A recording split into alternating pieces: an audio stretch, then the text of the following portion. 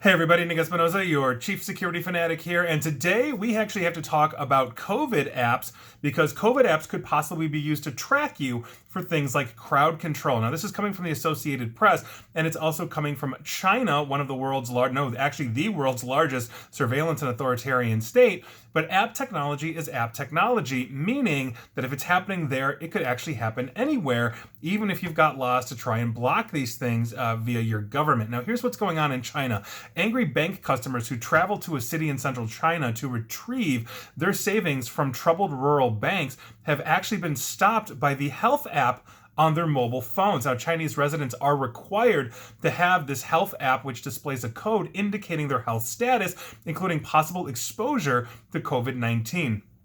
A green code from this app is required to use public transportation or to enter locations publicly, such as offices, restaurants, or shopping malls. Some of these depositors at these banks in the central Henan province said that their codes were turned red to stop them. Now, this incident basically has started a national debate in China on how a tool designed for public health was basically appropriated by political forces to essentially tamp down this local financial controversy. Now, this issue actually started in April when customers found that they could not access online their banking services. They tried to report basically the banks and get their money back, but were receiving no reply. So thousands of people who had opened up accounts in 6 rural banks in both the Henan and Anhui provinces began trying to withdraw their savings after media reports that the actual head of the bank's parent company was apparently on the run. That's right, this guy took off. He's on the lam right now,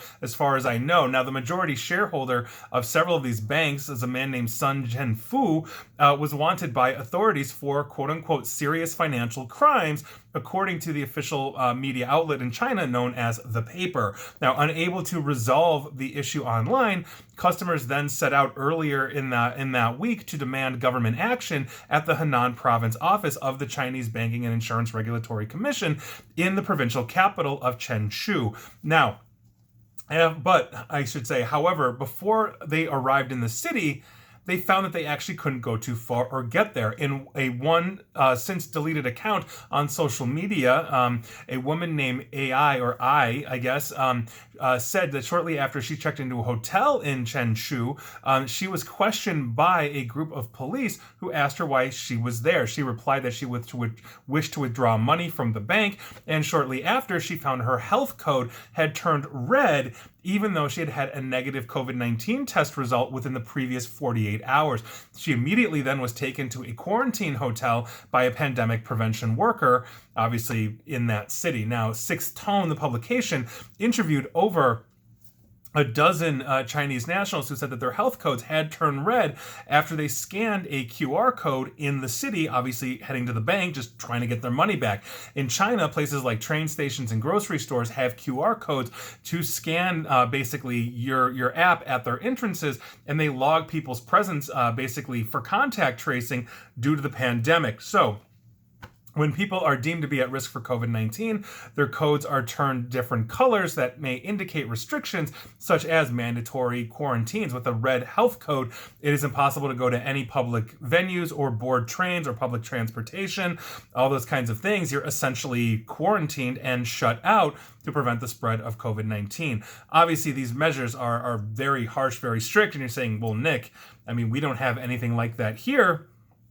You know, we are in the United States. I mean, we obviously had a whole segment of our population that refused to take it seriously or thought it was BS or whatever it is. I'm not adjudicating that. I don't care what your beliefs are right now. What I'm talking about here is the ability for an app, especially one that, let's say, is run or administered by the government, to essentially change things out for you, meaning they can basically change your status at will because they run the app. They control those. And the example that I can think of off the top of my head was last year, I was a keynote speaker at an event in Hawaii, and I had to actually download the Hawaii Health app into my phone, submit my, did you have the vaccine? Upload the cards, upload these things. If you didn't, you've got to quarantine. You've got to put all this paperwork into the state of Hawaii. And what was stopping Hawaii, if I was there for whatever reason, let's say I don't know, had trouble, with the TSA getting off the airplane or something like that, where they couldn't just say, yeah, well, let's just quarantine this guy to basically keep him out of the public because maybe they deemed me to be a menace in some way, shape, or form. Or I've also got off planes where my phone kicks in, the GPS kicks in and says, oh, I'm in this state. And immediately I get an alert that says, hey, you can download this app or you can install this or you can register this for contact tracing, understanding now then that the government essentially would have this kind of information. Now, obviously, we're being tracked in a million different ways. We're being data mined in a million different ways from our cell phone providers that know where we are by GPS and location, from Google and Facebook and Apple and basically all of our manufacturers and providers and all of that.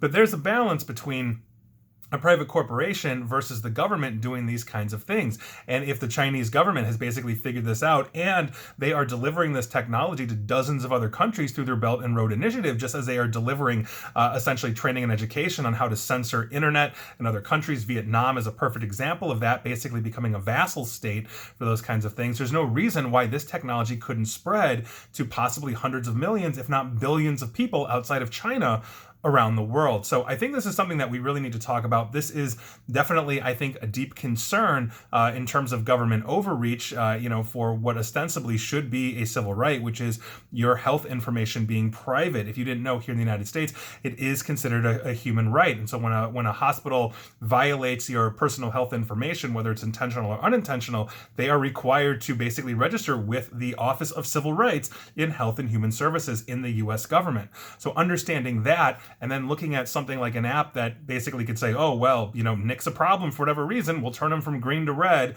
and now you're going to get your butt into a quarantine.